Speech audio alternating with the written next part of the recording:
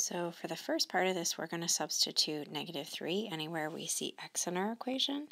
So y equals 2/3 times -3, and I'm going to put that over 1 because making it a fraction is a bit easier. And because we have a negative times a positive, our answer is going to be negative. We can simplify before we multiply by dividing both 3's by 3, and that gives us 1. Then if we multiply horizontally, we'll end up with 2 times 1. So our answer is -2 for that first part.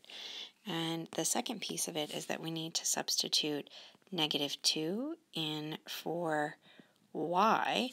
So if we have 2 equals 2/3 times x, and we want to get x by itself, that means we want to divide both sides by 2/3. When you divide by a fraction, you need to multiply by the reciprocal.